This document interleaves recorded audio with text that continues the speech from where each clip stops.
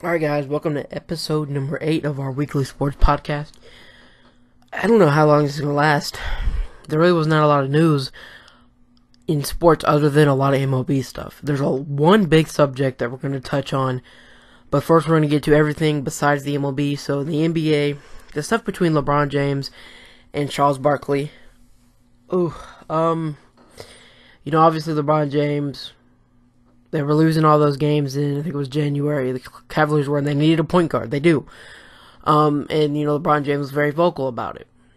And was vocal about management. And Charles Barkley said all this other stuff. And they went back and forth with it. I think it's over now. LeBron James, somehow, Charles Barkley shouldn't say anything when he's got stuff in the past. It's just a whole bunch of stuff, and to be honest, I wouldn't have said anything back if I was LeBron James.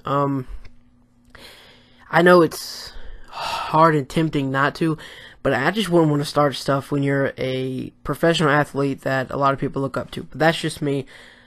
That's just what I think about it. But if, on the other hand, I could say something.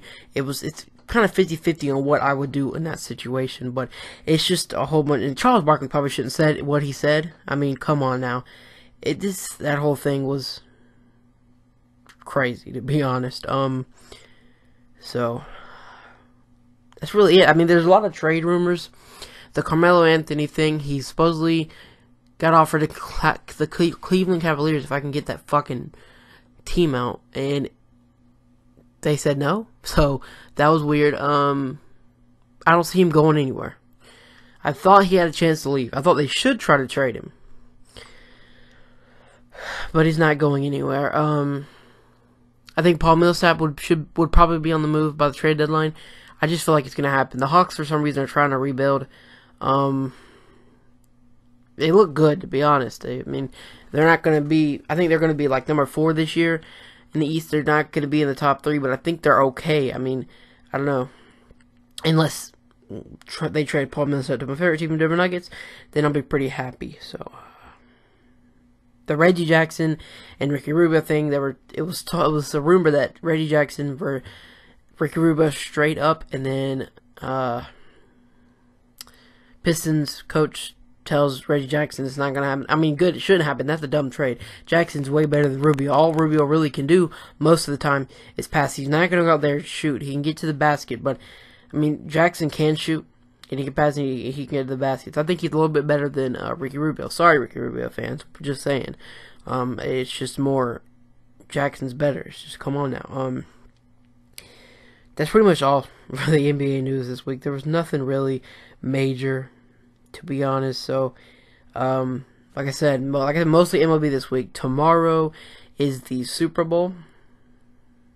I can't wait. It should be good. If I get back in time, I'm going to do a recap of the game. If not, I'm not going to worry about it. I'm still going with my pick of the Patriots, even though I'm living in Atlanta. It'd be cool to go watch that Super Bowl parade.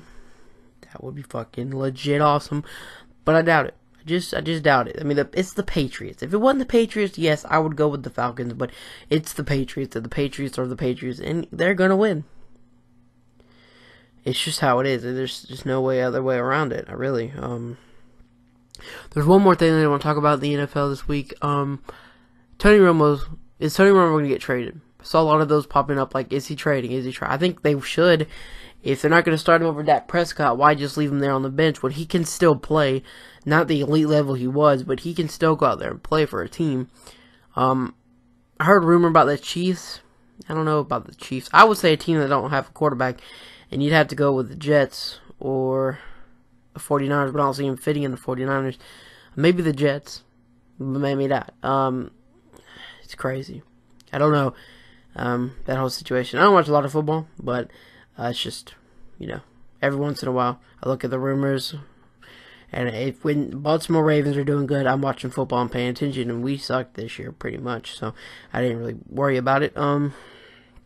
So we got 5 minutes into the podcast before we started talking on baseball, so let's get into this.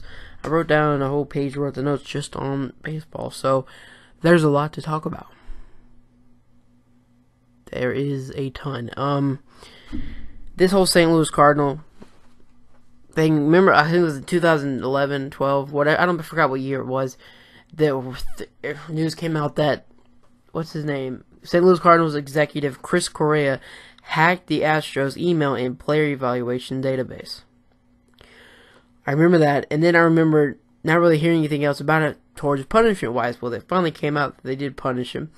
Well, they actually punished the Cardinals more than they did him. I mean, he got a 46-month jail sentence. Never mind.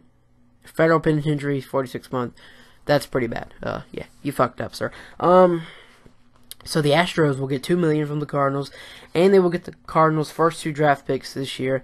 They are 56 and 75, and Chris Correa is banned from baseball for life. Damn. It's the right call.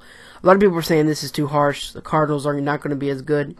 So giving up 2 draft picks, $2 million. They still got a decent team, and they just got Dexter Fowler. I mean, a lot of people are like, oh my gosh, this is going to ruin their future. It's 2 draft picks. I don't think their farm system is really good. They probably could use those draft picks, but for what you did, I would say, yeah, you need to give them those draft picks. That's pretty crappy. The Astros, though, they already got probably the best farm system in the MLB, that's for sure. And add 2 more draft picks. Damn. The team they already got, the Astros, dude, are stacked. The Astros are legit stacked. I mean, there's no other way around it. It's insane. I don't know. This whole situation was crazy. Yeah, I agree with everything. A lot of people are saying they don't agree with it. It's not right. What are you talking about, people?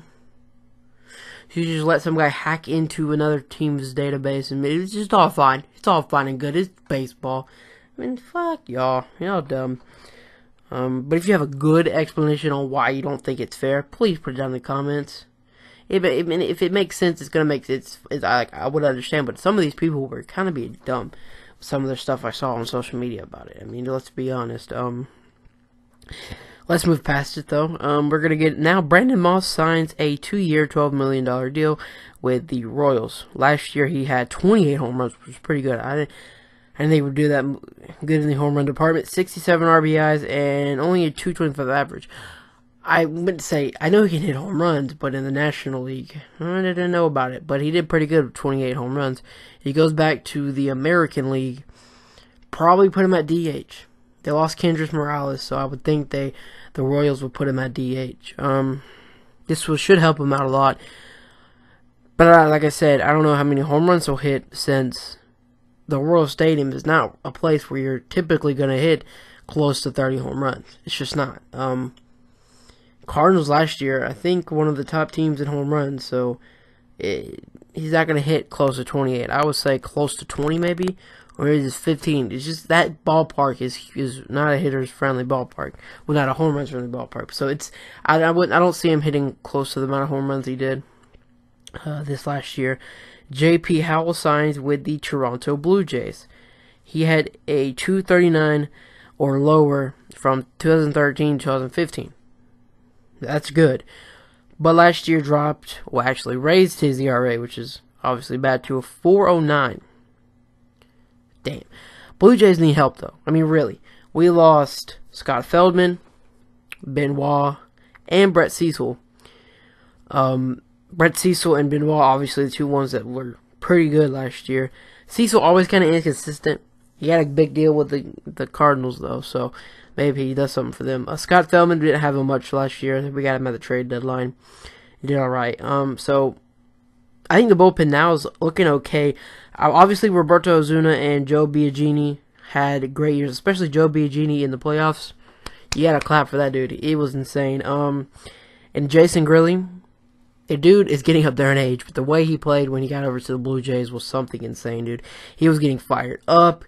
Every freaking strikeout, it was great to watch, but sometimes you might need to calm it down. Plus, we add J.P. Howell.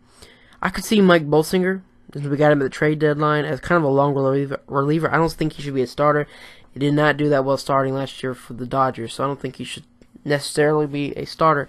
Maybe like a long reliever type, so I can kind of see that happening.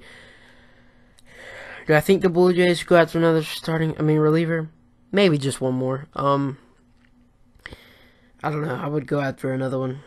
Because I think last year they kind of relied on Roberto Ozuna a little bit too much. I know he's a closer, but last year in the playoffs, dude, I mean, he looked injured. He comes back the next day and pitches anyway. So I think they should probably try to find another somebody in the bullpen.